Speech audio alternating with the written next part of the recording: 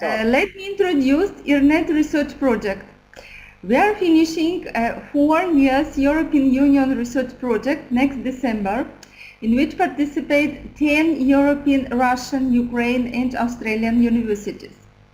The main objective was to study the development of new advanced ICT tools and pedagogical methods in educational science in a constructivist digital environment. We have an important question to reflect to you. How Socrates' behaviourism to digital constructivism evolution drives to a different way of teaching in the 21st century. Answering is not easy.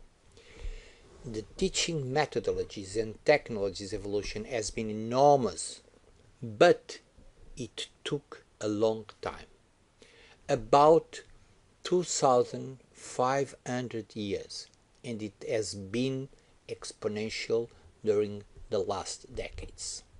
Teaching from Socrates to digital age. It begins when Socrates teaches in the Garden of Otherness, and it was talk and talk. But it takes 2,000 years to a new technological evolution, the blackboard. It was talk with chalk, as the British say in a jokey way. But it was not all. It takes again 400 years up till it appears the projector, presentations and so on, and it was talk and show. This was a new step, but today, 40 years later, we have the cloud environment and everything in connected and related in cloud environment. But this is not all. In 70 years, we evolved from a room computer, the Mark I, to tiny important equipments, thousands of times more powerful, thousands of times smaller, and this was our evolution during the last decades. In parallel, distance learning appear. In the beginning by post, later with 3 stages: the Open University, the Till School and the cassette videos. It was again enormous evolution. But e-learning in the end of 20th century appears, and it was called in several different ways: computer-based learning, distance learning, distributed learning, web-based learning, online learning and internet-based learning. But if we want to reflect the evolution of all of this, Rosenberg in 2001 said, in the future we will be a more radical revolution than the e-learning. It will be the disappearing of the e. And it will be only learning, because it's impossible if we are in presence teaching or in distance teaching, if we don't know how to use computer, internet and all digital technologies available today to make teaching more efficient for our students. So we have 3 stages gain in e-learning. E-learning 1.0, it was a constructivism just now, but it was just sending text context and students should study. E-learning, it was in that period a new approach in presence and online. But in 2004, Stefan Dons and O'Reilly states to talk about Web 2.0 and interactivity, but asynchronous interactivity. Again, in 2006, George Siemens started to talk about connectivism, which integrates synchronous teaching and interactivity. Be-learning starts to be in a different format. Contents start to be delivered in text and video, to be seen asynchronous on demand, and synchronous tutoring in presence or online, complemented by asynchronous activities. This is a total new format of teaching and learning. But about the evolution of methodologies from behaviorism to constructivism, from the theory of multi-intelligent and the learning styles, emotional intelligent and learning, interactive and learning from neurophysiological learning process, and social learning and collaborative connectivism. This is a huge evolution during all the 20th century. But let's see in more details some milestones. Wundt in 1880 presented the scientific psychology, the classic behaviorism theories with Watson in 1913, Skinner in the 50s with reinforcement theory, Skinner again in 54 with the teaching machine and program teaching, Bloom in 56 education taxonomy objectives, and the cognitivism. Miller in 56 presented information processing theory, Vygotsky in 78 with social development theory, and Piaget in 86 the stages of intellectual development. Finally, present theories are based on constructivism. But let's have some more details about each one of the theories. According to Van Standing, 98, behaviorism is an animal and human learning theory, centered in animal behavioring and ignore mental activities. According to Brenner, 1999, under the behaviorism model, human beings react reflexively to the environment. Cognitive processes are ignored. After we have cognitivism. According to Schumann in 1996, the cognitivism is based on mental processes related with human behavior. Behavioral changes should be observed as marks about what is changing in the learner's mind. This is really cognitivism. A new challenge appears: constructivists' learning theory. It integrated social and cognitive perspectives. The base idea of constructivism is that the learner should build his own knowledge. It means that everything are relative and nothing is forever.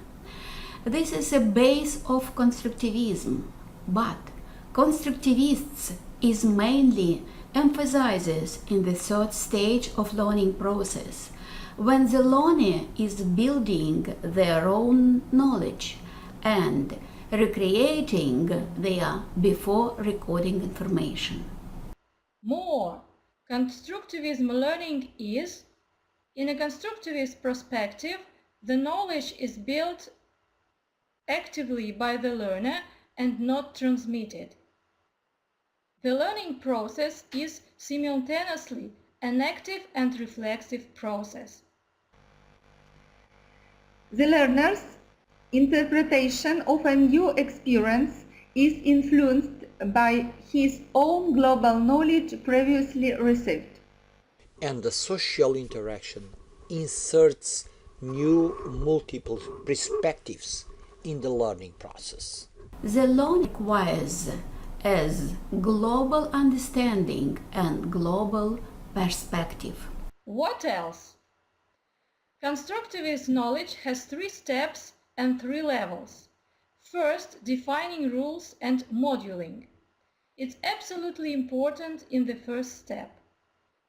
In the second step, it is learn and learn how to make, it is teaching and coaching, and in the third stage, learner should build his own knowledge. It is scaffolding stage.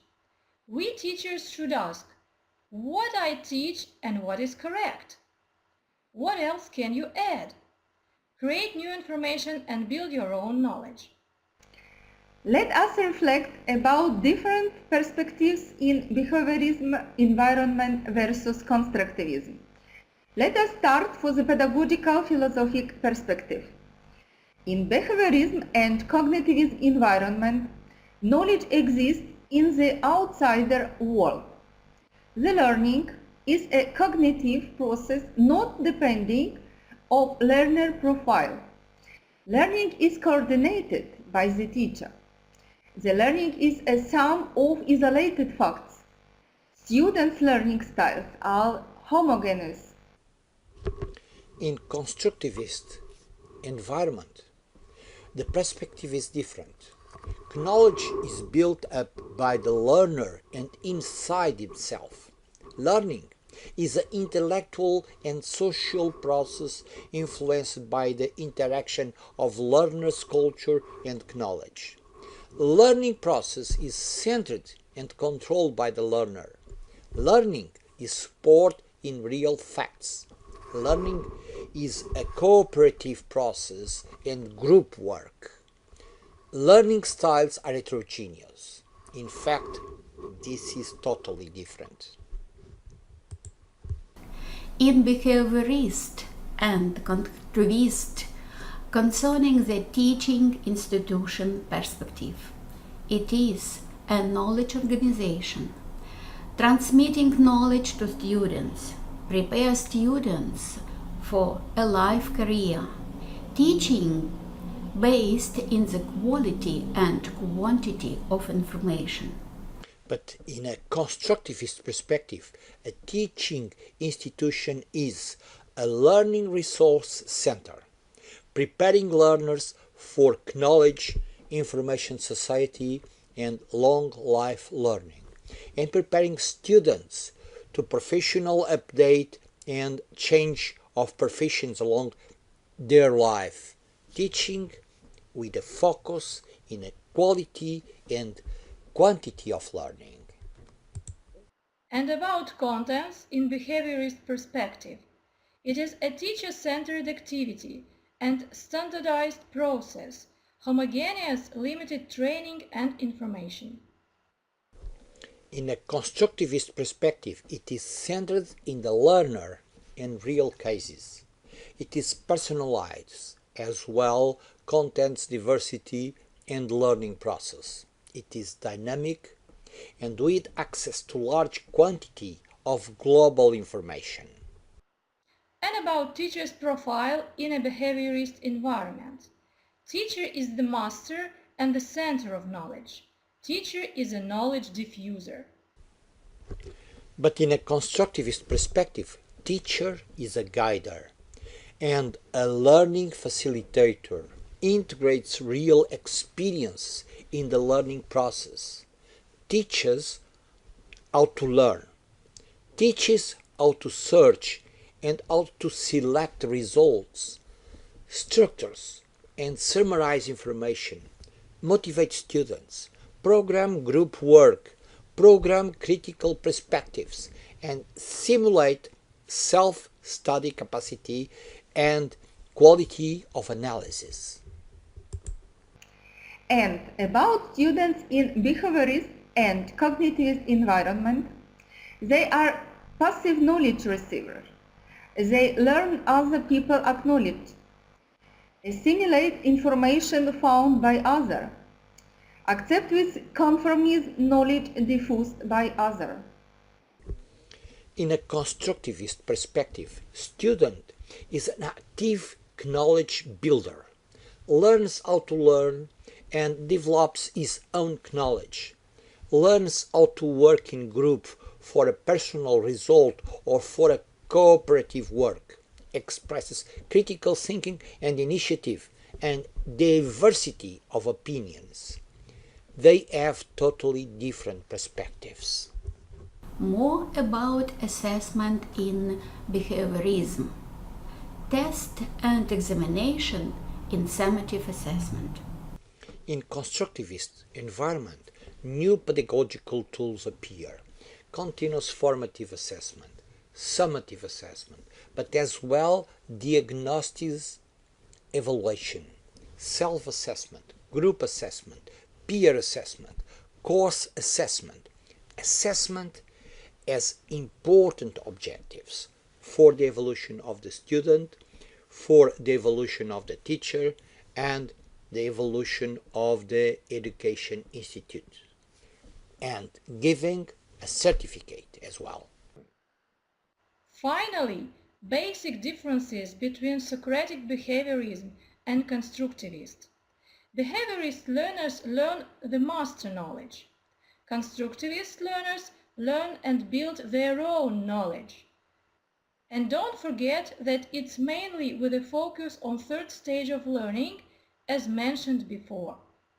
Finally, what we have presented to you is part of the research of IRNET project and the opening of a gate for important conclusions that are available in the communication, in the publications, papers, deliverables, and didactic videos available free for the scientific community, for researchers, for students, and for all the world. Thank you very much for your attention.